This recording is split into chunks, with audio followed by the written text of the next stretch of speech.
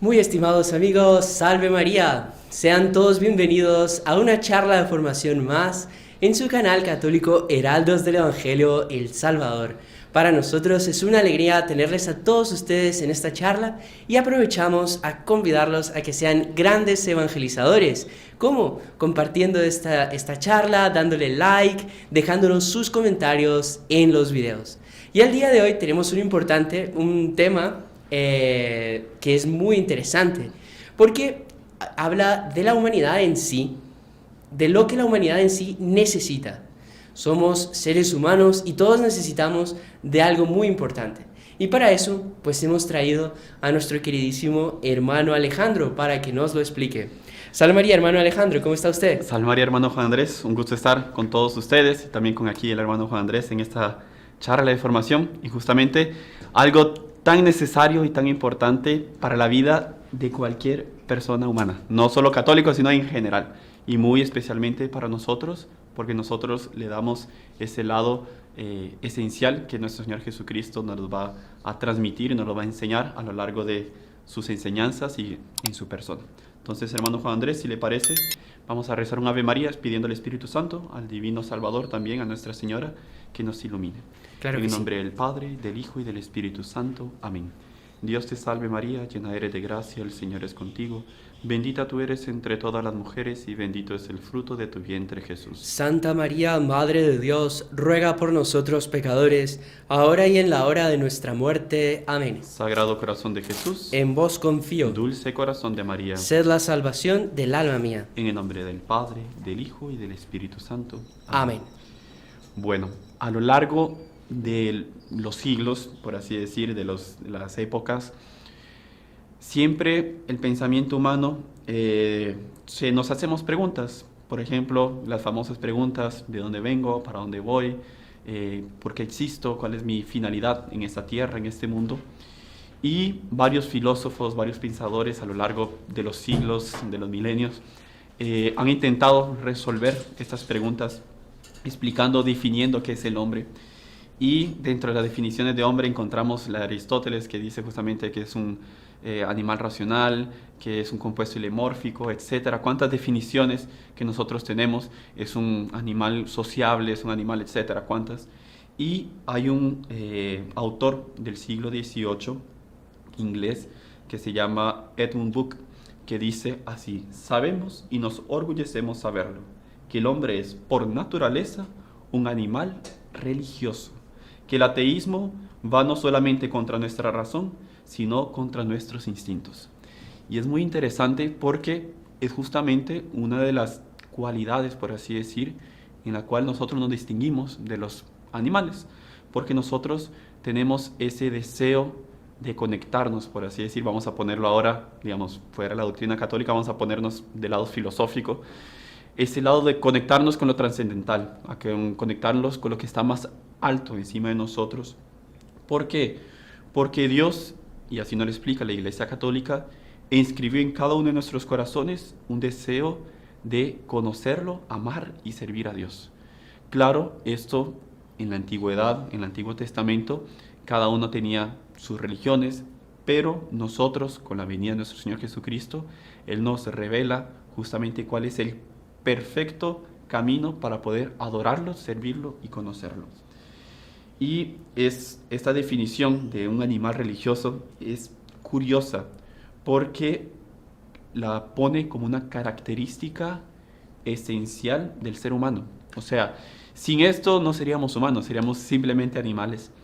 Y Santo Tomás de Aquino nos lo explica: el hombre tiene una propensión natural de honrar a Dios como su causa primera. ¿Por qué? Porque Dios nos creó.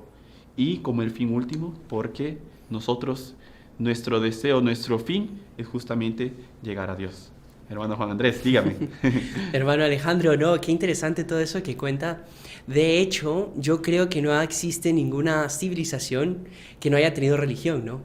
Hasta en las cavernas, en todo eso, todas las civilizaciones como que han buscado conectar con Dios, ¿no? Infelizmente, como usted dice, pues no han llegado propiamente a la verdad, no conocen pues la doctrina católica, pero en sí el ser humano ya lo trae, ¿no? Exactamente. Ya lo trae como para ir buscando, y es tanto así que todos tenemos también incluso los mandamientos en el corazón, ¿no? Exactamente, hermano Juan Andrés. Justamente ya nos va introduciendo el tema de esta intervención del hermano Juan Andrés, porque el hombre, nos explica la doctrina de la Iglesia Católica, es capaz, por así decir, de conocer a Dios. ¿En qué sentido? Dios nos crea, pero Dios nos pone en el instinto de cada uno de nosotros un deseo, una capacidad de poder conocerlo.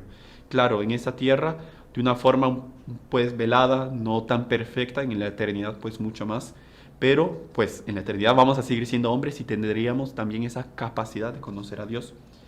Y San Agustín nos da en su libro Las Confesiones una frase muy bonita que dice: nos hiciste, Señor, para ti, y nuestro corazón está inquieto hasta que descanse en ti. Y es muy bonito porque todas las civilizaciones pues siempre se han preguntado cómo alcanzar la felicidad, cómo llegar a hacerlo. Y justamente aquí está uno de los principales pilares para poder ser feliz: ser religioso. Ser religioso. Y vamos a definir ahora propiamente qué es religión. Todo mundo, bueno, hay que ser religioso, todo hombre es religioso, pero ¿qué es la religión en sí? Y la religión, la palabra religión, viene del latín religare, que significa justamente volver a unir, volver a atar, a juntar. ¿Por qué? Porque todos, y eso lo vamos, quien estudia las religiones en la antigüedad, todos tienen una característica, por así decir, en común, que es justamente un pecado o una falta, que justamente la religión nos ayuda a unirnos a Dios después de esa falta cometida. Entonces el hombre rompió, nosotros lo conocemos por la doctrina de la Iglesia Católica a través del pecado original, y una forma de volver a reatarse a la religión con Dios es justamente a través justamente a través de la religión. Entonces vemos que la religión no solo afecta un lado espiritual del hombre, sino que también su vida, su cultura, la sociedad en sí. Y la doctrina de la Iglesia Católica, en el Catecismo de la Iglesia Católica, nos define religión así, como una virtud por la cual el hombre rinda a Dios el culto y el honor que le son debidos. Y es muy interesante porque Santo Tomás de Aquino también nos explica que la virtud de la religión está unida a la virtud de la justicia. ¿Por qué? Porque ¿qué es la justicia? Dar a cada uno lo que se merece. Y la religión va unida porque es dar a Dios justamente lo que Él se merece, que es nuestro corazón, nuestro interior, para que adorarlo, defenderlo, servirlo y obedecerlo. Entonces, existe, Santo Tomás de Aquino, y la Iglesia también nos lo explica, existe una virtud de religión interior y otra exterior.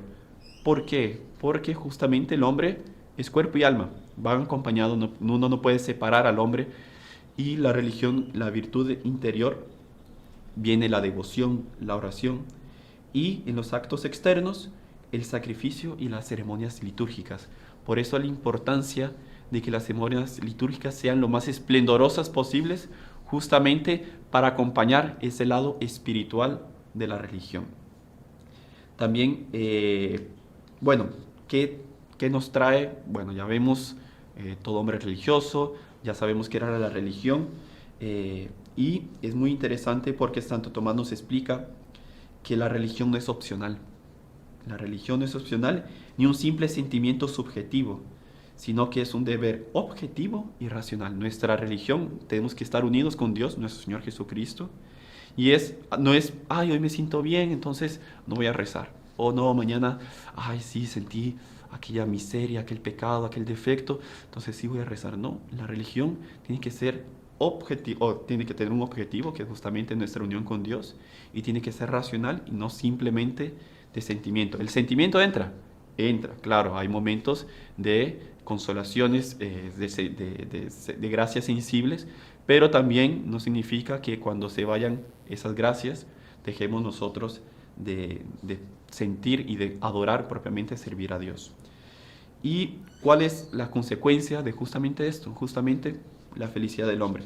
Porque ya vimos que el hombre necesariamente tiene que ser religioso. Si para que el hombre sea religioso, entonces, para que el hombre sea feliz, necesariamente tiene que rendir culto a Dios.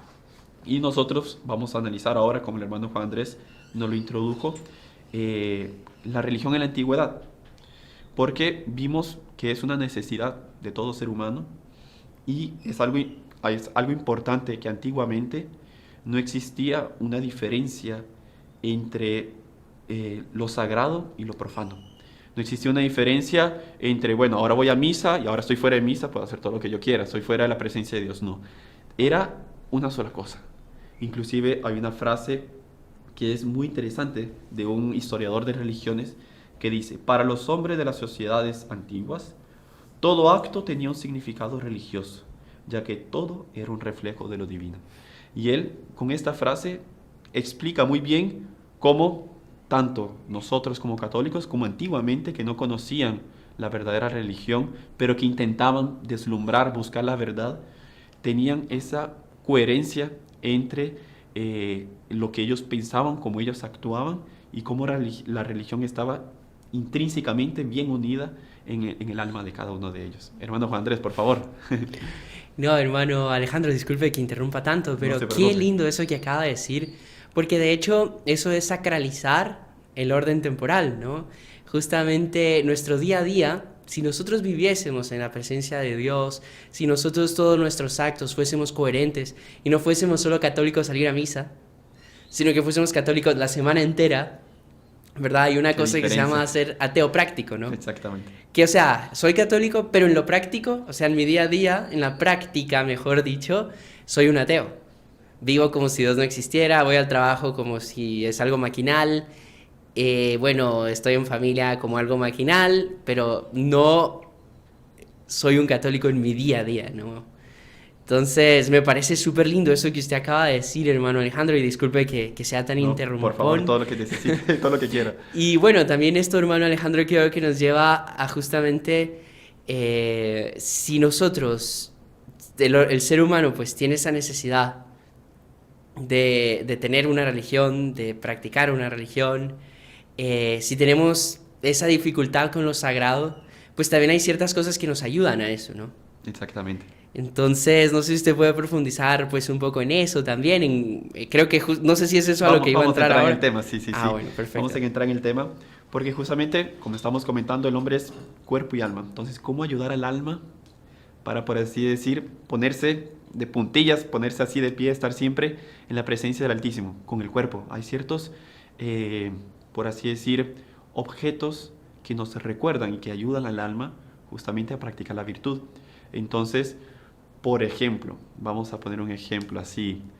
¿Cómo hacer para que todas las mañanas lo primero que haga rece un Ave María?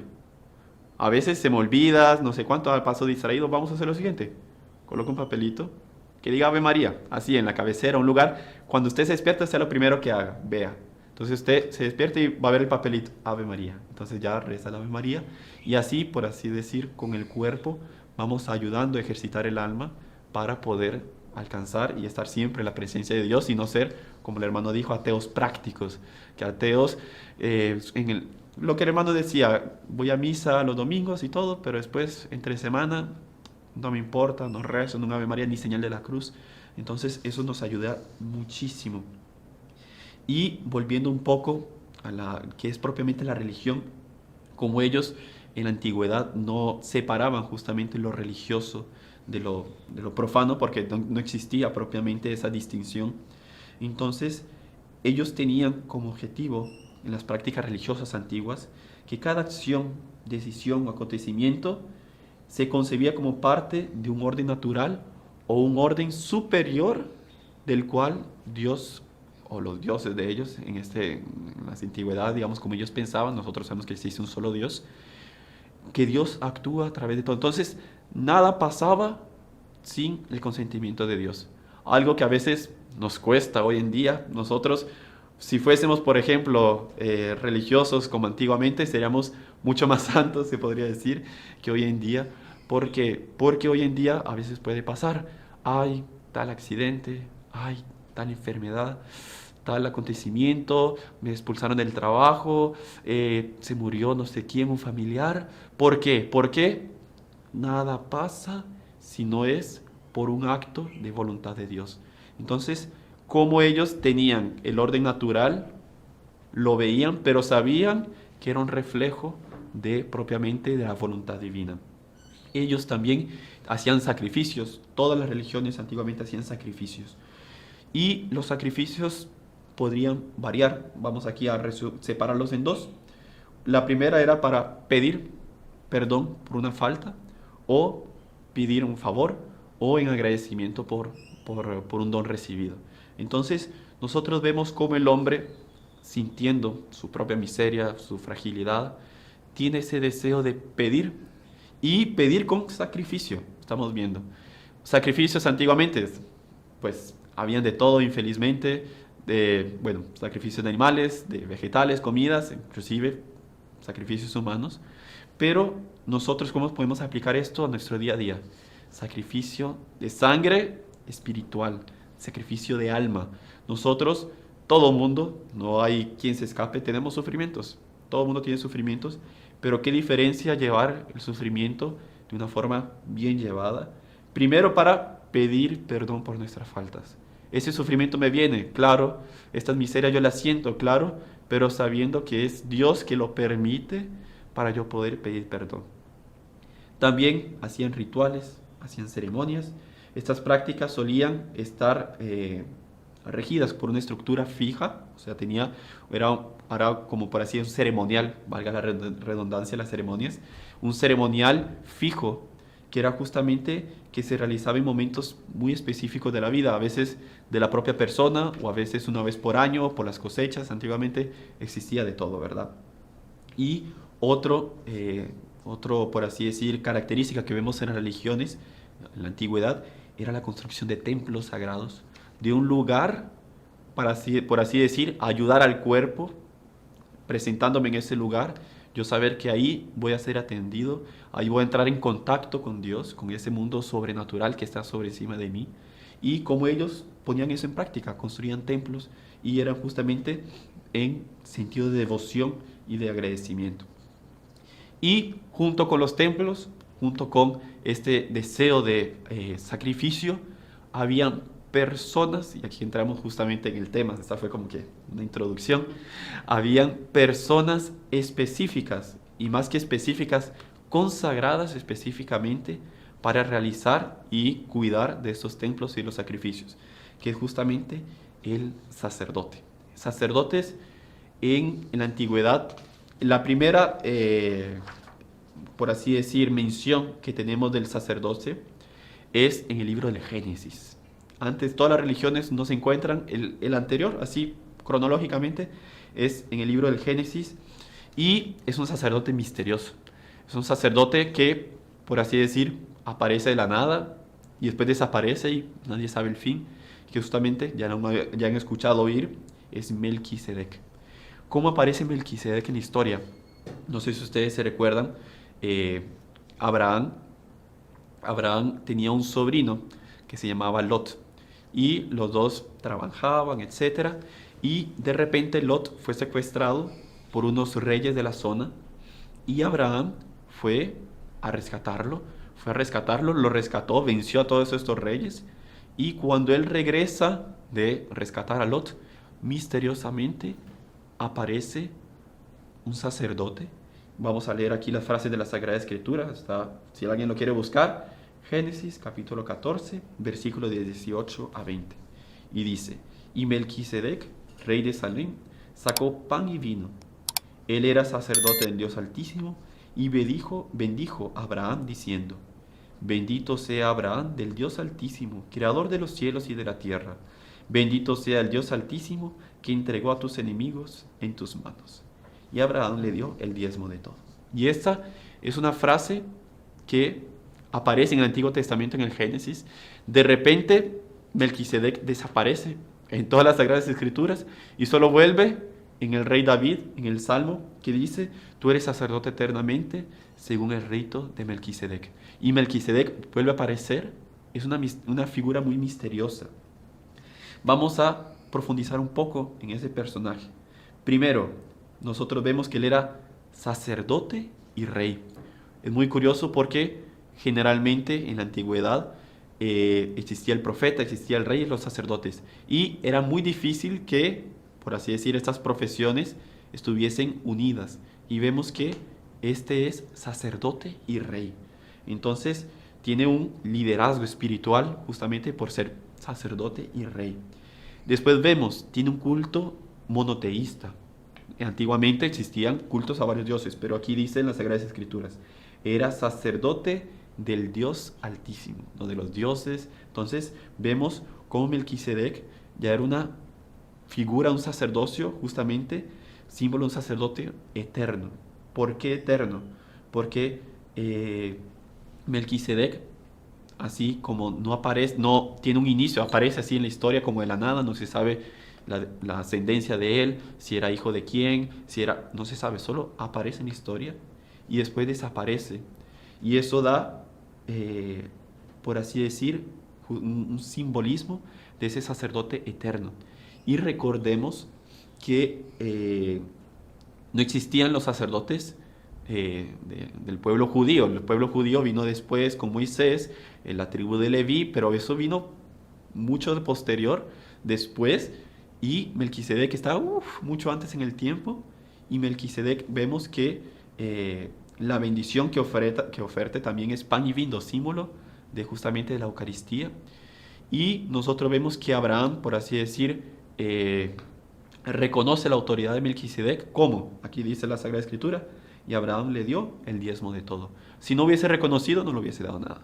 Entonces nosotros vemos cómo este sacerdote Melquisedec apareció y analizar un poco la historia de él. Ahora vemos, pasando el tiempo, viene Abraham, Isaac, Jacob. Jacob cambia el nombre a Israel. Tiene 12 hijos. Estamos haciendo así un resumen rápido así de la historia del pueblo, del pueblo judío. Tiene 12 hijos, del cual uno va para Egipto, es vendido, etc. Todos van para Egipto. Y pasan 400 años en Egipto, el pueblo de Israel. De repente llega iba a decir emperador, un faraón que no conoce a José y quiere expulsar al pueblo judío y lo tiene que esclavo. Ahí llega Moisés, las plagas en Egipto, salen victoriosos. El pueblo de Egipto ahora ya pasaron el Mar Rojo y ahora están en el monte Sinaí. Y es justamente ahí que Dios directamente a través de Moisés en el monte Sinaí narra el libro del Éxodo. Haz que se acerque a ti tu hermano Aarón y sus hijos con él de entre los hijos de Israel, para que sean mis sacerdotes. Aarón, Mahab, Amiú, Eleazar e Itamar, hijos de Aarón. Entonces, nosotros vemos cómo Dios en el Antiguo Testamento instituye personalmente el sacerdocio en el pueblo de Israel. Y aquí alguien puede decir que no es una elección personal, sino que es, o por un mérito humano, sino que es a través del linaje, o sea, es heredado el sacerdote en la antigua ley. Y no sé si han escuchado, alguien se puede hacer preguntas, por lo menos yo preparando la charla me quedé con la pregunta, ¿cuál es la diferencia que uno escucha? La tribu de Leví y la tribu de Aarón. ¿Es la misma tribu? ¿Son tribus diferentes?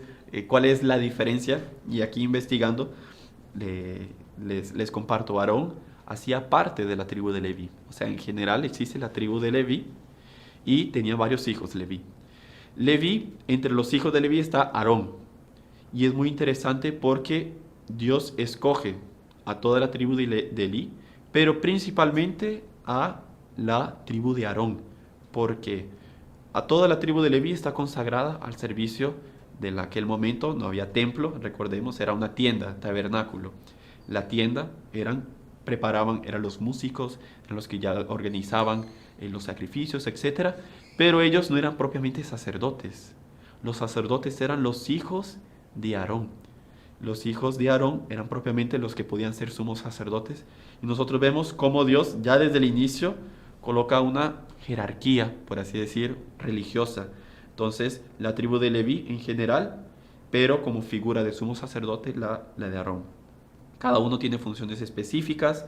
Los levitas en general asistían a los sacerdotes y los descendientes de Aarón, como ya vimos, propiamente el ser sumo sacerdote, de ofrecer propiamente el sacrificio.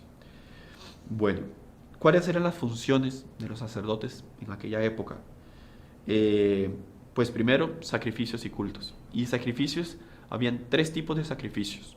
Existían los holocaustos, que a veces todo el mundo escucha y piensa que es lo mismo, sacrificios de expiación y ofertas de acción de gracias. Bueno, los holocaustos son sacrificios que eran quemados por completos al honor de Dios. Entonces cogía un animal y se quemaba por completo, o sea, se volvía cenizas.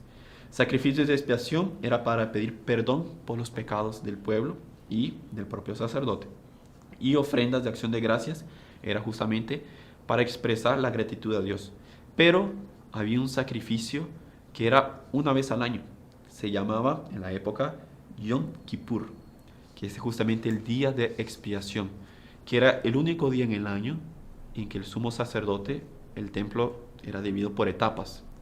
Y había una etapa donde estaba el Arca de la Alianza, que el sacerdote entraba una vez al año, que se llamaba la Sanctus Sanctorum, el Santo de los Santos, que era donde estaba nuestro Señor, y era nuestro Dios, Dios, y el sacerdote entraba una vez al año a ofrecer incienso y sacrificios en ese lugar. Entonces, nosotros vemos cómo existía, por así decir, ya una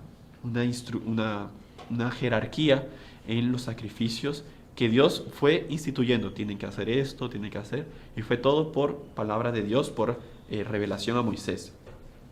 Nosotros vemos que también el sacerdote tiene la función de instruir en la ley.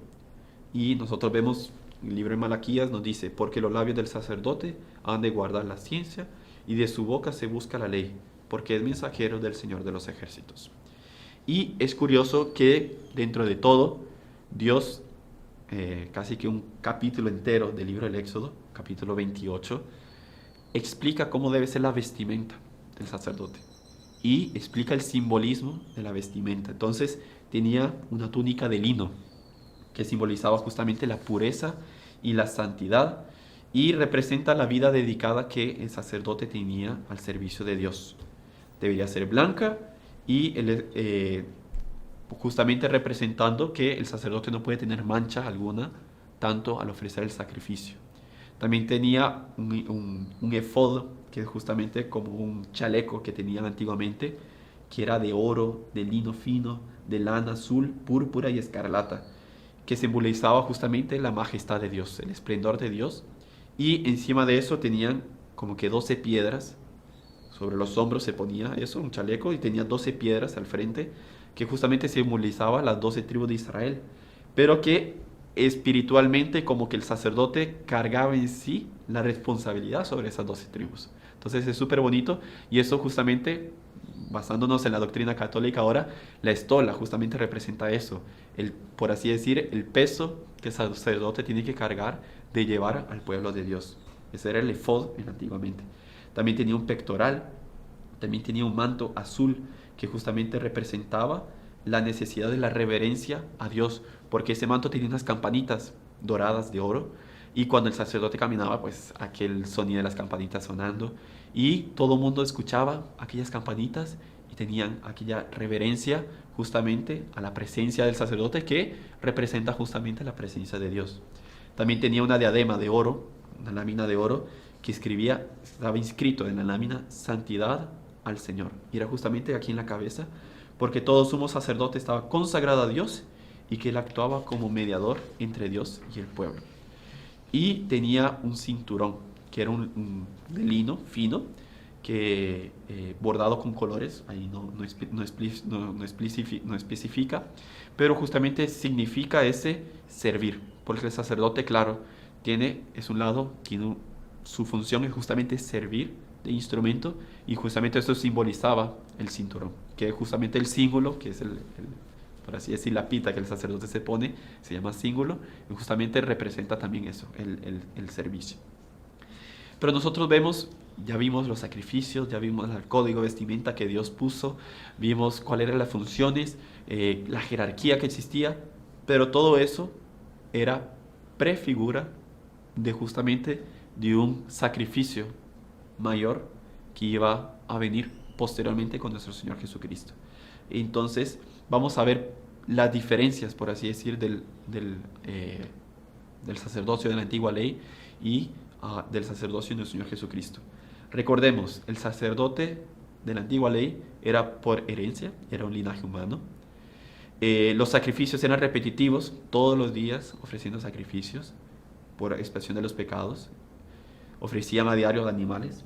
Y recordemos la carta de San Pablo a los Hebreos, que dice, es imposible que la sangre de toros y machos cabríos quite los pecados. Entonces, por así decir, tenían que ofrecer continuamente para poder intentar borrar, pero como dice San Pablo, era imposible que quite los pecados. Tenía un carácter transitorio. ¿Por qué? Porque los levitas, los sacerdotes, los hijos de Aarón también, eran mortales, eran humanos, y su ministerio terminaba con su muerte. Y tenía un acceso limitado a la presencia de Dios. Solo el sumo sacerdote podía entrar. De estos sacerdotes, por así decir, que ayudaban, solo el sumo sacerdote podía entrar. Y era una vez al año. Tenía un acceso limitado a la presencia de Dios. Ya con nuestro Señor Jesucristo, que Él es sumo sacerdote, según la orden de Melquisedec, y asocia a nuestro Señor, por así decir, el linaje de Melquisedec, porque así como Melquisedec en ese sentido fue posterior a esta institución del sacerdocio levítico, es eterno, es anterior. Nuestro Señor también tiene la plenitud del sacerdocio. ¿Por qué? Primero, nuestro Señor no es del linaje de Leví. Justamente, inclusive San Pablo, en la carta a los Hebreos, capítulo 7, dice, nuestro Señor procedía de Judá, de una tribu de la cual Moisés nunca dijo nada al respecto del sacerdocio. Y esto, Santo Tomás nos lo explica, que justamente nuestro Señor no era de la tribu de Leví, y sí de Judá, justamente para marcar, por así decirlo, una ruptura entre la antigua ley y el Nuevo Testamento. Justamente y ahí nuestro fundador, hace un poco escuchamos eso, que él decía, la ley es la misma, las alianzas son diferentes, la antigua alianza y la nueva alianza. Porque nuestro Señor dice, yo no vengo a abolir la ley ni los profetas, sino darles su plenitud. Entonces la ley es la misma, solo que Él tiene una nueva alianza. Después no es un sacerdocio heredado. Nuestro Señor no le hereda, sino que Él es eterno, como dice en el Salmo 110, y citado también por San Pablo, tú eres sacerdote para siempre, según el orden de Melquisedec. Es eterno e inmutable, a diferencia de los levitas, con que morían y eran reemplazados. Nuestro Señor Jesucristo, una vez que es eterno, resucita, está vivo, nuestro Señor tiene un sacerdocio eterno, por eso se llama. También fue un sacrificio único y definitivo.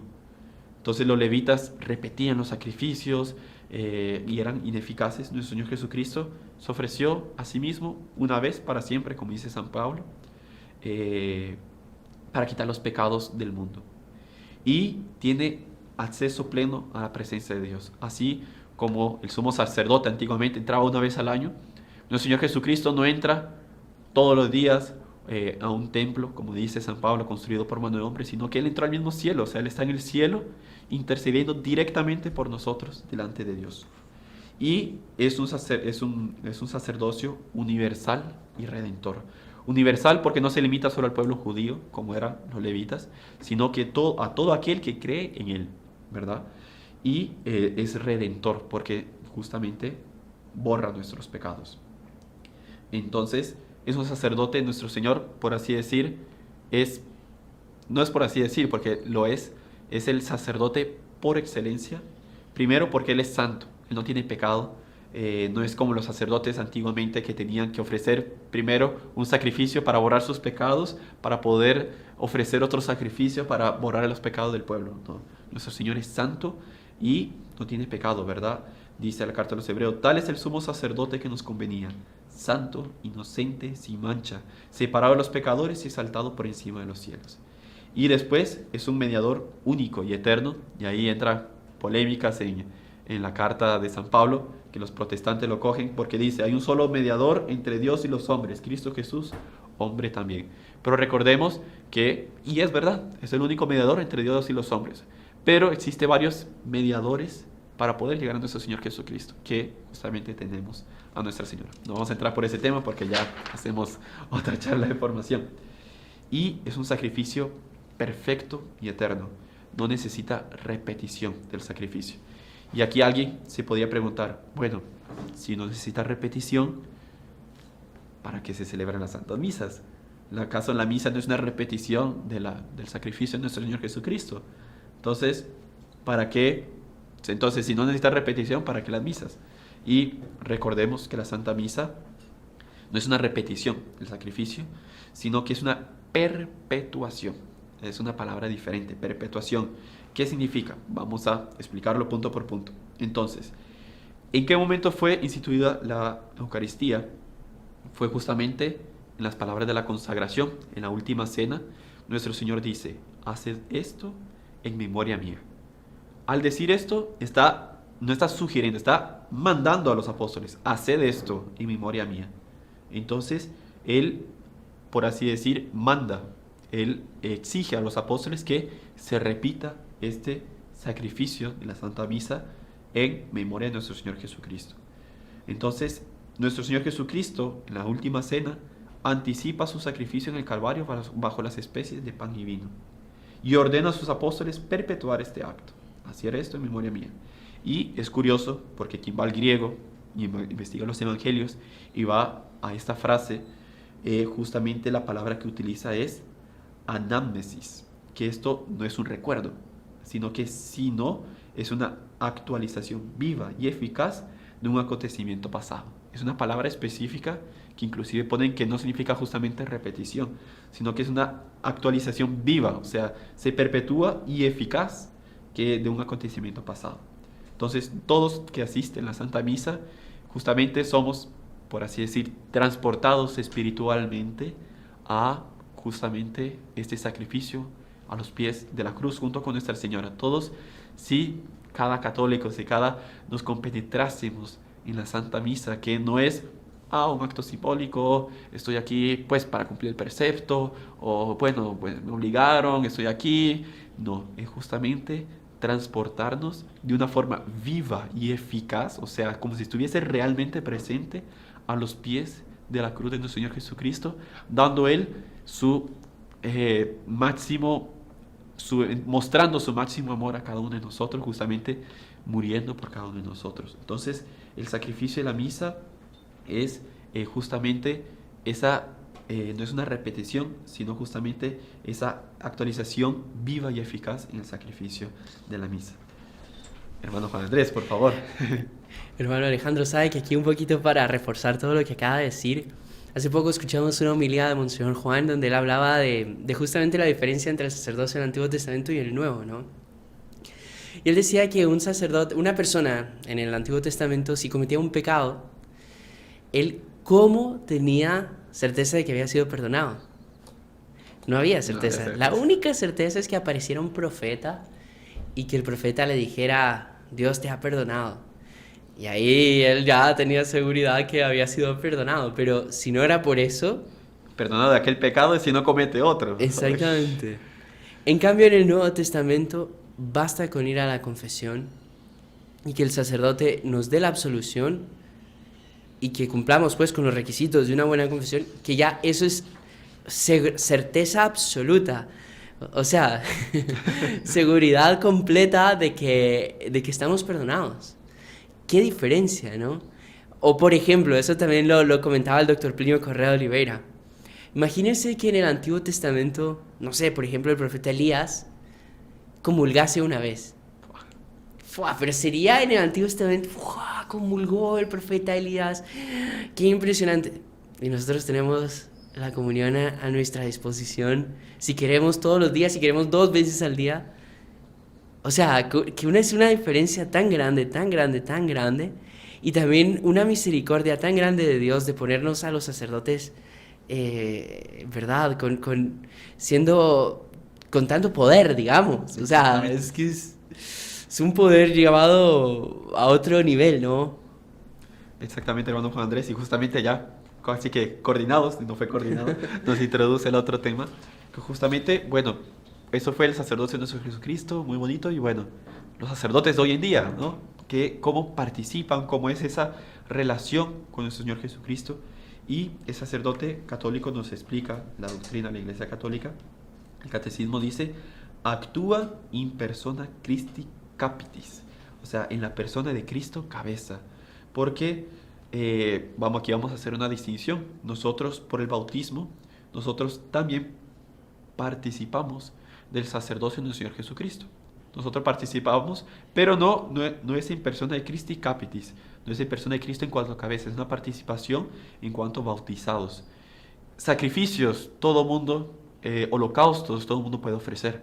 Bueno, los sufrimientos del día a día me gusta, no sé, voy a poner un ejemplo, me gusta comer mucho de lo dulce, por ejemplo, se acerca la cuaresma, durante esta cuaresma no voy a comer nada dulce, voy a hacer la penitencia. Yo estoy haciendo el papel del sacerdote, intercediendo, pidiendo por mí mismo, pidiendo por otra persona, porque uno puede ofrecer esos sacrificios también por la salvación de las almas o por la conversión de una persona o por una gracia de otra persona. Pero yo estoy haciendo, por así decir, ese papel de intercesor, ese papel de sacerdote. Inclusive hay una palabra que es justamente ese pontífice. Pontífice viene la palabra puente. Es aquel que es el puente entre Dios y los hombres.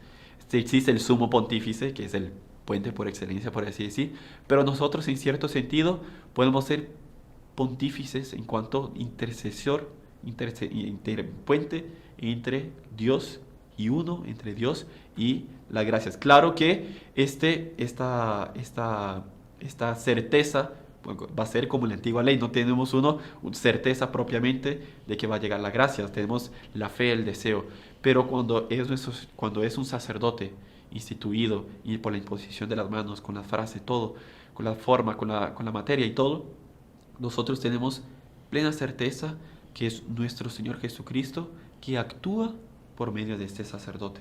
Durante la celebración de la Santa Misa, eso significa que Cristo es el mismo que se ofrece en el sacrificio a través del sacerdote. O sea, cuando nuestro Señor dice las palabras, esto es mi cuerpo, esta es mi sangre, no es el sacerdote que lo está diciendo, es el sacerdote que le presta la voz a nuestro Señor Jesucristo, y es nuestro Señor Jesucristo que dice, esto es mi cuerpo y esta es mi sangre. Justamente también cuando el sacerdote absuelve los pecados, justamente también es en persona de Cristo Capitis. Entonces, la vocación en la dignidad sacerdotal en la Santa Iglesia Católica es altísima.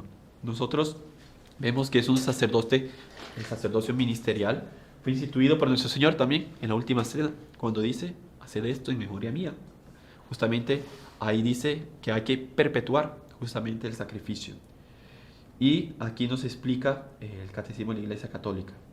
Quien lo quiere buscar, 1548. Por la consagración recibida en el sacramento del orden, los sacerdotes son configurados con Cristo sacerdote, de tal manera que puedan actuar como representantes de Cristo cabeza. Y nosotros vemos, el sacerdote tiene una dignidad altísima, pero esta dignidad no es el sacerdote que lo escoge propiamente. Justamente nuestro Señor dice, no fuisteis vosotros que me escogisteis, sino fui yo que os escogí.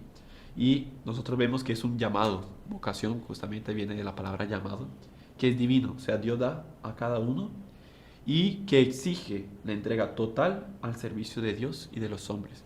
Y nosotros vemos que esta vocación al mismo tiempo es exigente, porque exige el servicio total de su cuerpo y de su alma a Dios y a los hombres, pero al mismo tiempo es voluntario.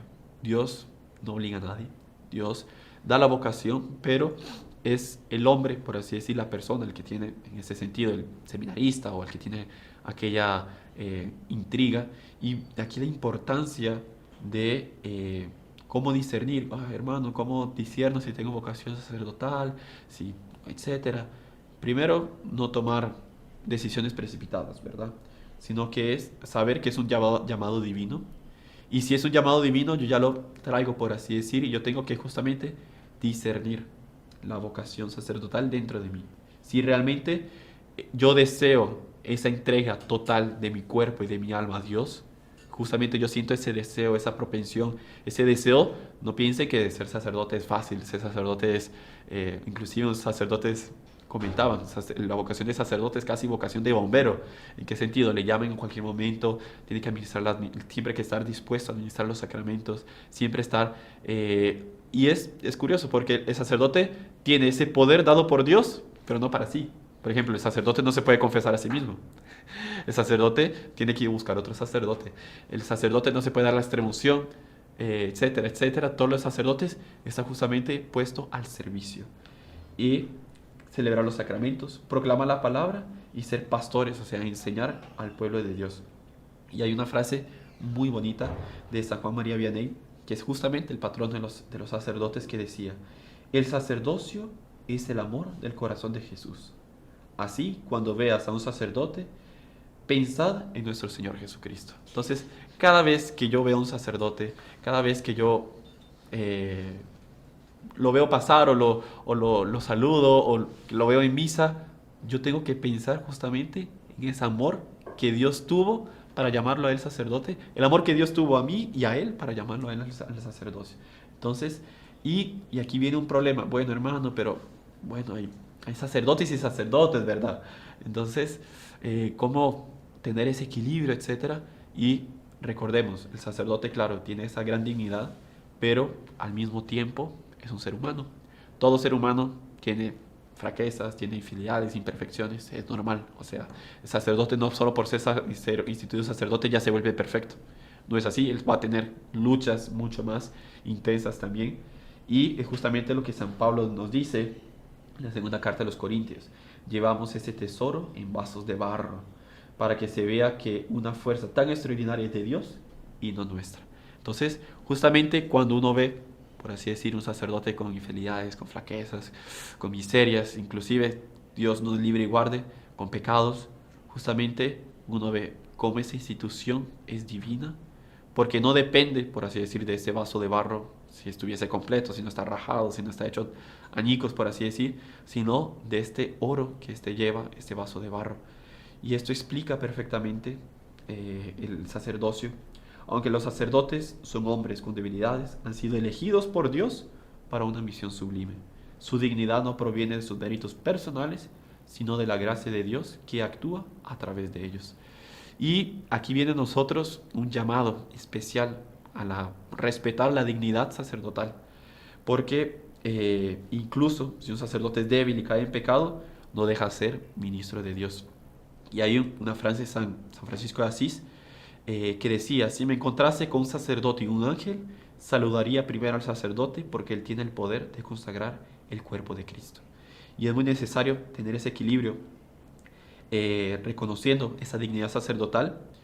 Y también, pues, uno puede caer del otro lado del caballo también, no idealizarlo excesivamente. O sea, ya es sacerdote, ya es santo, ya es... No, es hombre, claro, tiene un llamado muy especial a la santidad, tiene esa dignidad, pero también tiene sus miserias. Inclusive cuentan un hecho de una confesión de un sacerdote que estaba probado por una tentación en específico, y él no conseguía resolverlo, él no conseguía dar la vuelta, estaba probado, y lo escalan a confesar. Entonces él está teniendo confesión, etcétera, pasan las personas, y de repente llega una persona exactamente con el mismo problema que él tiene. Y el sacerdote, en ese momento, como está actuando en persona de Cristo, recibe las gracias de acuerdo a su ministerio, que es justamente, y da el consejo perfecto. Mira, haga tal cosa así, pa. Y le da la absolución a la persona agradecida. Y de repente el sacerdote: ¿cuál fue el consejo que yo dije? Porque era el consejo para mí también. Como nosotros vemos cómo el sacerdote es justamente para el servicio de terceros. Y cómo ese sacerdote se dio cuenta justamente que él intentaba resolver sus problemas, de ese problema que tenía, de esa dificultad, de esa miseria. Y justamente dio el consejo exacto para la otra persona. Entonces, realmente impresionante. Cómo respetar los sacerdotes y su dignidad. Y hay una frase del Catecismo de la Iglesia Católica que dice: el poder del Espíritu Santo y la acción de Cristo hacen que los sacramentos sean válidos, incluso si el ministro sea indigno. Y hay una frase de San Agustín que cuando yo la escuché me arrepié, pero cuán cierta es, y es fuerte. Así que sentados, por favor, nadie caiga. Dice: cuando Pedro bautiza, es Cristo quien bautiza. Cuando Judas bautiza, también es Cristo que bautiza. Entonces, nosotros vemos cómo, sin importar si Judas bautizó, si Judas hizo tantos milagros, fueron válidos claros, solo que la persona de Cristo, del sacerdote, claro, no fue, aunque no sea digna, ese sacramento se da. Entonces, aquí, como para conclusión ya de la charla, ¿cuál es nuestro papel de los fieles? Justamente, primero, respetar y honrar a los sacerdotes, tenerle, sin importar las miserias humanas que encontraremos, saber que tiene una vocación, un llamado que Dios le dio y que por eso yo lo tengo que respetar. Segundo, orar justamente por la santificación de ellos. Todo el mundo dice, ¿cómo me gustaría? Bueno, rece por la santificación de los sacerdotes. Le aseguro que los sacerdotes lo van a agradecer. Agradecer por la santidad, rezar por la santidad y la fidelidad de cada sacerdote. Y ayudarlos, el tercer punto, ayudarlos en su misión, en lo que nosotros podamos. Hay aquí, para terminar, una frase de San Juan María Vianney. Sin el sacerdote no tendríamos el Señor. ¿Quién puso allí a Cristo en el sagrario? El sacerdote. ¿Quién nos perdona los pecados? El sacerdote. Después de Dios, el sacerdote lo es todo. Y aquí, bueno, terminamos esta charla de formación, hermano Juan Andrés. Fue un poco así, en general, si nosotros fuésemos a entrar propiamente en el orden sacerdotal, pues ahí sería otra 2 horas de charla, de formación, pero aquí vemos justamente esa dignidad sacerdotal, como nosotros tenemos que rezar por los sacerdotes, ¿verdad? Hermano Alejandro, bueno, muchísimas gracias de verdad por esta charla, y qué importante también para nosotros en esta charla, si todos salimos con más entusiasmo, más admiración, más amor a los sacerdotes, también cómo nosotros vamos a ayudar, ¿no? Sabe que muchas veces personas hablan de escándalos de los sacerdotes, sí que los hay, pero me recuerdo que una vez me comentaron una cosa que me pareció que tenía cierta realidad, o bastante realidad, mejor dicho, que es cuando se cae un avión, es noticia. Pero ¿cuántos miles hay que están volando por ahí que no son noticia, que es algo normal? Y de verdad que si nosotros rezásemos más por los sacerdotes, los admirásemos más, nos concientizásemos también más, también pues cómo les ayudaríamos también. La verdad que es algo fenomenal, y esa frase también que usted dice al final, hermano, que es después de Dios, pues son ellos los que nos lo atraen, ¿no? Imagínense, voy a una iglesia y no está el Santísimo, no está, ¿por qué? Porque no hubo un sacerdote que lo pusiese. Claro. ¿Verdad? Si quiero perdonar mis pecados, ¿qué tengo que hacer? Ir al sacerdote. Bueno, ahí ya sería interminable si diésemos todos los ejemplos. Pero bueno, agradecerle, hermano, por esta charla, y también a todos ustedes por habernos acompañado, haber llegado hasta el final. Les pedimos a todos ustedes que nos pongan ahí en comentarios qué tema les gustaría que tratásemos. Pueden ponerlo en el chat en vivo también. Recuerden que ustedes pueden ser unos grandes evangelizadores, como dando like, compartiendo, suscribiéndose al canal si no lo han hecho. Y la verdad que bueno, estamos en eso. Y también les invitamos a que estén atentos, porque tendremos más cristianos atrevimientos en el canal que serán del interés de todos. Entonces estén muy atentos, activen todas las notificaciones, que será apenas para su bien. Así que bueno, hermano Alejandro, si le parece, terminamos con una oración, no solo por nosotros, sino incluyamos aquí también por a los sacerdotes. Por todos los sacerdotes del mundo entero, pidiendo especialmente, como dijimos, por su santificación y su perseverancia. En el nombre del Padre, del Hijo y del Espíritu Santo. Amén. Amén. Dios te salve María, llena eres de gracia, el Señor es contigo. Bendita tú eres entre todas las mujeres y bendito es el fruto de tu vientre, Jesús. Santa María, Madre de Dios, ruega por nosotros pecadores, ahora y en la hora de nuestra muerte. Amén. Sagrado corazón de Jesús, en vos confío. Dulce corazón de María, sed la salvación del alma mía. En el nombre del Padre, del Hijo y del Espíritu Santo. Amén. Amén. Salve María. Y si le gustó el video, no se olvide de inscribirse en el canal, dejar su like y activar las notificaciones en la campanita para no perderse ningún video del canal. Comente y comparta con sus amigos y familiares.